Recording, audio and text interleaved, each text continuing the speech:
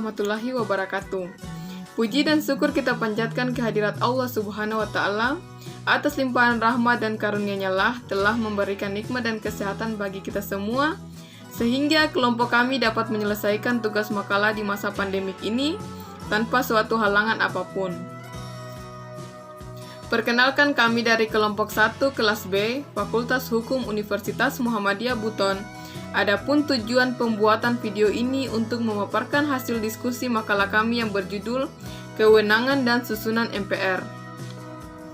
Untuk mempersingkat waktu, langsung saja saya memaparkan tentang pengertian MPR dan tujuan MPR. Majelis Permusyawaratan Rakyat Republik Indonesia atau cukup disebut MPR adalah lembaga legislatif bikameral yang merupakan salah satu lembaga tinggi negara dalam sistem ketatanegaraan Indonesia. Setelah amandemen Undang-Undang Dasar 1945, anggota MPR terdiri dari anggota DPR dan DPD.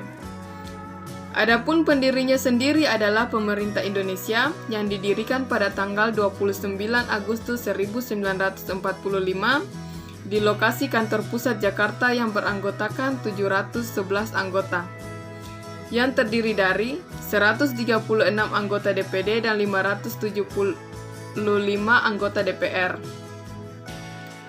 Selanjutnya, tujuan MPR. MPR berwenang mengubah dan menetapkan Undang-Undang Dasar Republik Indonesia pada tahun 1945. Sidang paripurna MPR dapat memutuskan pengubahan pasal Undang-Undang Dasar dan Republik Indonesia 1945 dengan persetujuan sekurang-kurangnya 50% dari jumlah anggota ditambah 1. Tujuan dibentuknya Majelis Permusyawaratan Rakyat ialah: pertama, untuk mengubah dan menetapkan Undang-Undang Dasar.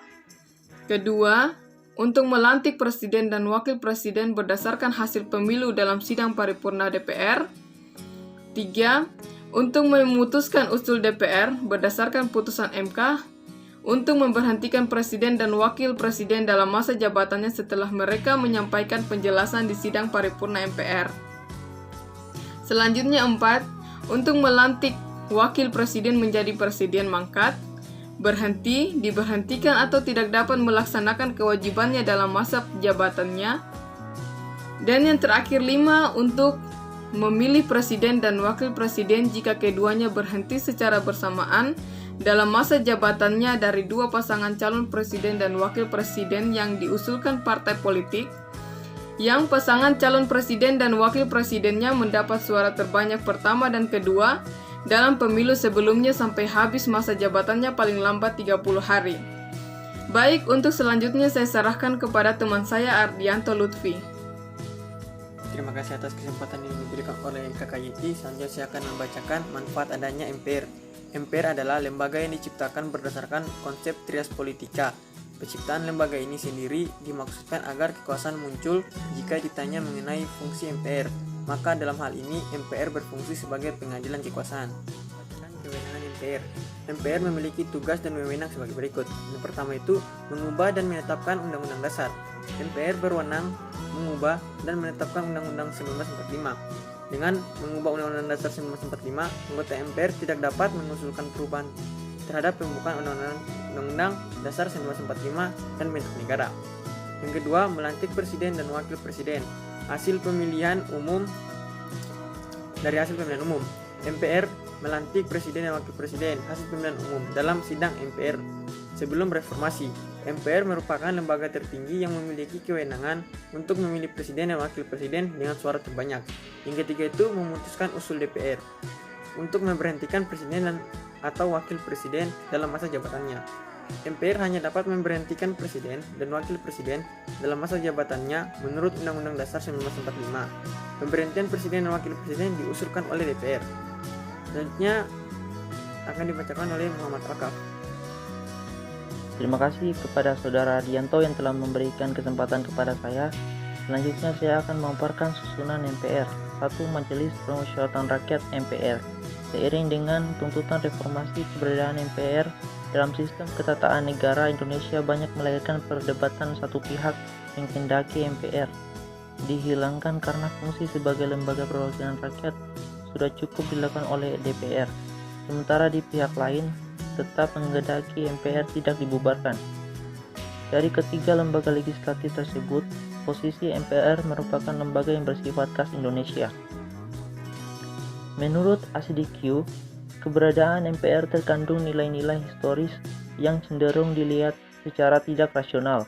Dalam arti jika kedudukannya sebagai suatu lembaga dihilangkan, dapat dinilai menghilangkan satu pilar penting dalam sistem ketataan kita yang justru dianggap perlu dilestarikan. Salah satu keberadaan pihak yang mempertahankan keberadaan MPR ini berargumentasi bahwa jika MPR ditiadakan atau hanya sekedar dianggap nama dari parlemen dua kamar atau bicameral, maka sila kerakyatan yang dipimpin oleh hikmat kebijaksanaan dalam permusyawaratan menjadi berubah. Prinsip permusyawaratan tercermin dalam kelembagaan MPR, sedangkan prinsip perwakilan dianggap tercermin dalam kelembagaan DPR. 1. Jadi MPR adalah pemegang kekuasaan tertinggi atau pemegang kedaulatan rakyat yang lebih tinggi dari lembaga-lembaga lainnya. Tugas dari MPR yaitu mengubah dan menetapkan undang-undang 1945. MPR juga bisa. Untuk selanjutnya, saya akan serahkan kepada teman saya, Wode Yusrawati. Terima kasih atas kesempatan yang diberikan kepada saya. Selanjutnya, saya akan memaparkan materi tentang susunan MPR poin 2, diantaranya Dewan Perwakilan Rakyat yang disingkat DPR. Perubahan pertama terhadap Undang-Undang Dasar 1945 terjadi pada 19 Oktober 1999 dalam sidang umum MPR yang berlangsung tanggal 14 sampai 21 Oktober 1999. Dalam perubahan ini terjadi pergerakan kekuasaan presiden dalam membentuk undang-undang yang diatur dalam pasal 5 berubah menjadi presiden berhak mengajukan rancangan undang-undang dan Dewan Perwakilan Rakyat memegang kekuasaan membentuk undang-undang. Pasal 20. Perubahan pasal ini memindahkan titik berat kekuasaan legislasi nasional yang semula berada di tangan presiden, beralih ke tangan DPR. Rumusan pasal 20 baru berbunyi sebagai berikut. 1. DPR memegang kekuasaan membentuk undang-undang. Yang kedua, setiap rancangan undang-undang dibahas oleh DPR dan Presiden untuk mendapatkan persetujuan bersama. Yang ketiga, jika rancangan undang-undang itu mendapat persetujuan bersama, rancangan undang-undang itu tidak boleh diajukan lagi dalam persidangan pada saat itu. Yang keempat, Presiden mengesahkan rancangan undang-undang yang telah disetujui bersama untuk menjadi undang-undang. Yang kelima, dalam hal rancangan undang-undang yang telah disetujui bersama tersebut tidak disahkan oleh Presiden dalam waktu 30 hari semenjak rancangan undang-undang tersebut sah menjadi undang-undang. Undang dan wajib diundangkan. Jadi, Dewan Perwakilan Rakyat adalah lembaga yang merupakan perwakilan rakyat dan memegang kekuasaan dalam membentuk undang-undang. Dewan Perwakilan Rakyat juga memiliki 3 fungsi, yaitu sebagai fungsi legislasi, anggaran, dan pengawasan. Membentuk undang-undang terlebih dahulu dibahas dengan Presiden untuk mendapatkan persetujuan bersama. Poin ketiga, Dewan Perwakilan Daerah atau yang disingkat DPD. DPD adalah lembaga baru dalam sistem ketatanegaraan Indonesia berdasarkan perubahan ketiga Undang-Undang Dasar 1945. Gagasan pembentukan DPD dalam rangka restrukturisasi Parlemen Indonesia menjadi 2 kamar yang diadopsi. Perbedaan DPR dan DPD letak pada hakikat kepentingan yang diwakili masing-masing. DPR dimaksudkan untuk mewakili rakyat, sedangkan di DPD dimaksudkan untuk mewakili daerah-daerah. DPD adalah lembaga negara dalam sistem ketatanegaraan Republik Indonesia yang merupakan wakil-wakil daerah, provinsi, dan dipilih melalui pemilihan umum yang memiliki fungsi 1.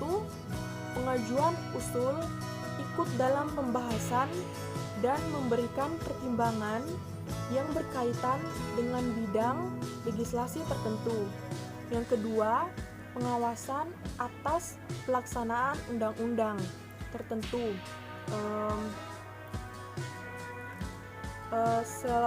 Untuk materi selanjutnya akan dilanjutkan oleh Saudara Rahmat Akbar.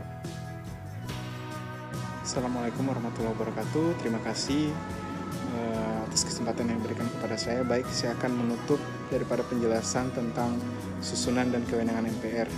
Jadi di sini saya akan memberikan kesimpulan bahwasanya MPR merupakan majelis permusyawaratan rakyat dan juga sebagai lembaga tertinggi di suatu negara Republik Indonesia. Tugas-tugas dan wewenangnya serta susunannya sudah dijelaskan kepada teman-teman kelompok saya bahwa tugas utamanya adalah melantik presiden dan wakil presiden serta memberhentikan presiden dan wakil presiden serta mengubah undang-undang dasar. Ya, jadi hukum administrasi negara itu adalah sebuah cabang dari ilmu hukum yang mempelajari mengenai tindakan-tindakan dalam menyelenggarakan sebuah negara. Hukum ini juga dikenal sebagai hukum tata usaha negara atau hukum tata pemerintahan. Semoga dengan adanya makalah yang telah kami selesaikan tentang hukum administrasi negara, utamanya atau khususnya mengenai tugas serta kewenangan dan susunan MPR, semoga menjadi sumber ilmu pengetahuan untuk kita. Jika terdapat kesalahan atau adanya kekurangan, mohon dikoreksi dan menjadi acuan kita bersama. Sekian makalah yang telah kami selesaikan, yang telah kami rangkum dari berbagai sumber. Apabila terdapat kesalahan atau menurut membaca, silakan memberikan kritik dan saran untuk makalah berikutnya. Tak lupa pula saya memberi saran kepada pembaca untuk senantiasa membaca buku demi meningkatkan pengetahuan dan mampu berpikir kritis sebagai generasi penerus cita-cita bangsa. Terima kasih. Wassalamualaikum warahmatullahi wabarakatuh.